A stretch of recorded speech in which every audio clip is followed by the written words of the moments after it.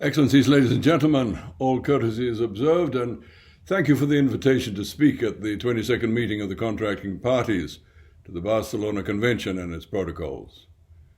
In my remarks to you today, I'll be speaking from the perspective of Sustainable Development Goal 14, known as SDG 14, our universal goal to conserve and sustainably use the ocean's resources. But before I do, permit me to say a few words about the recently completed UNFCCC COP26. I was present in Glasgow for the full 2 weeks of the COP and came away from it with mixed feelings. To put that remark into context, I'll summarize the content of a letter I sent to the Right Honourable Alok Sharma a few months before he took on the presidency of COP26. The letter was dispatched the day after the UN Secretary-General declared that the IPCC Climate Change 2021 report was a code red for humanity, placing massive responsibilities on the deliberations and outcomes of COP26. So what I have to say here is, of course, equally applicable to the Mediterranean as it is to the ocean as a whole. There is, after all, only one ocean.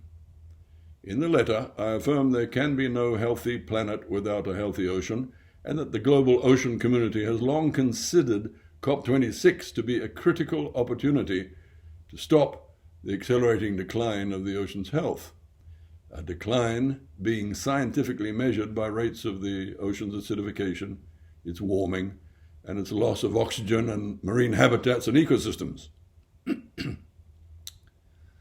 I further reported that in order to assist in COP26's delivery of this expectation, I had recently addressed an open letter to the Executive Secretary of IOC UNESCO, posing fundamental questions on the implications of ocean acidification for life on this planet. Please note that IOC UNESCO is the designated repository agency for SDG 14.3, the UN member states' commitment to minimize and address the impacts of ocean acidification. The letter was widely distributed to relevant scientific bodies, inviting their responses. I then forwarded Minister Sharma a copy of the letter and the IOC Executive Secretary's response, along with a 4-page summary compiled from the scientific advice received in response to the letter, illustrating the imminent perils of ocean acidification. In the letter, I advised Minister Sharma that it had been made abundantly clear for some time now was that the UNFCCC process needed a decision text that recognized the intrinsic linking of the ocean and climate change, with a call for stronger action by parties. Therefore, on behalf of the ocean community, I urged him as COP26 President-designate to exercise firm leadership on such text and provided him with a summary of core issues. I'm happy to say that on this score, I was very satisfied with the outcomes of COP26. And I believe that on the ocean-climate-nexus front, Minister Sharma and the government of the United Kingdom can claim a lasting legacy from COP26.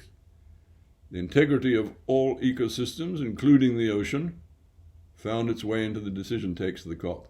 And then, in the body of the document, we find a welcome for the COP25 mandated Ocean and Climate Dialogue to consider how to strengthen adaptation and mitigation action, and an invitation to the SUBSTA chair to hold an annual dialogue to strengthen ocean-based action and to prepare an informal summary report thereon, making it available thereafter to COP. We also find an invitation to relevant UNFCCC work programs and constituted bodies to consider how to integrate and strengthen ocean-based action in their existing mandates and work plans, and to report on these activities within the existing reporting processes. What all this means is that the climate-ocean nexus is finally inside the tent. Whereas we have long been peering through the flaps at UNFCCC COPs, we are now an integral part of the UNFCCC processes. This is plainly as it should be in a world in which climate is the result of the interaction between the atmosphere and the ocean. But COP26 did not take us out of the code red for humanity territory. The last-minute watering down of the language on the phase-out of coal was very disappointing for most of us, but especially for small island developing states, that as a result must now continue to suffer the consequences of rising sea levels and escalating tropical storms and the death of their coral reefs. In this regard, the UN Secretary-General, Antonio Guterres, said the Glasgow Climate Pact was an important step, but was plainly not enough. To keep alive the goal of limiting global temperature rise to 1.5 degrees, the Secretary-General said it's time to go into emergency mode, ending fossil fuel subsidies, phasing out coal, putting a price on carbon, protecting vulnerable communities, and delivering the $100 billion climate finance commitment.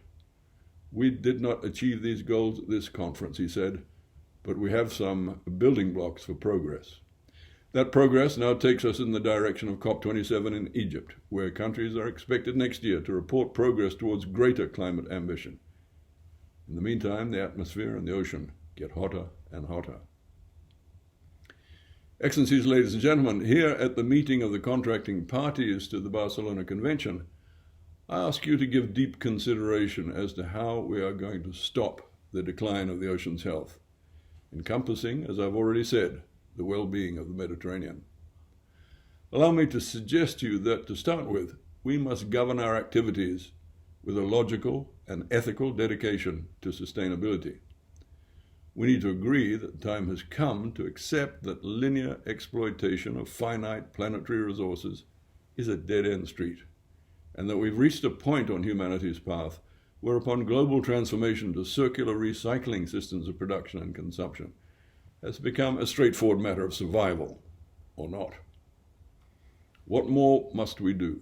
We must have to muster the courage and grasp the nettle of international consensus that is so sorely required at international gatherings today. In Nairobi in February at the UN Environment Assembly, we must be ready to mandate the process for achieving an internationally binding treaty to end the plague of plastic pollution that we have unleashed upon nature. In Kunming in April at the UN Biodiversity Conference, we must adopt a target to conserve 30% of the planet's surface by 2030. And at the UN Ocean Conference in Lisbon at the end of June, we must be ready to put in place the science-based solutions necessary to stop the decline in the ocean's health. Lest there remains doubt in anyone's mind, I repeat the fact that SDG 14's nemesis is humankind's continuing burning of fossil fuels. The massive scale at which we burn fossil fuels, creating the greenhouse gases blanketing our atmosphere, are commensurately changing the composition of the ocean. The ocean has absorbed 90% of the heat from global temperature rises, so it should not be a surprise that immense changes are underway, and that we now witness such phenomena as escalating marine heat waves and rising sea levels and the death of coral reefs. Excellencies, ladies and gentlemen, in their collective wisdom, member states have mandated the second UN Ocean Conference to be held in Lisbon, June 27th to July 1st next year. The UN conferences are held to maintain momentum in SDG 14's implementation, and the mandated theme for next June's conference is Scaling Up Ocean Action, based on science and innovation for the implementation of SDG 14, stocktaking, partnerships, and solutions.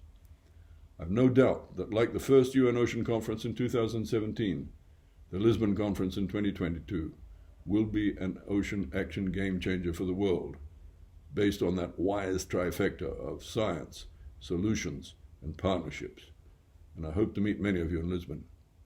I've no doubt that this meeting will be an important stepping stone towards Lisbon. Through the UNEP-MAP Barcelona Convention system, we expect to witness strong leadership in regional efforts to achieve the ambitious objectives set out in the medium-term strategy for the 2022 to 2027 period. I'm confident the UNEP-MAP Barcelona Convention system is evolving to meet emerging challenges with a firm determination to contribute to the global agenda. I wish you well for a productive COP22. May your hearts and minds be strengthened in all your efforts on behalf of a healthy, clean, and climate-resilient Mediterranean Sea, with productive and biologically diverse marine and coastal ecosystems. And I thank you for your attention.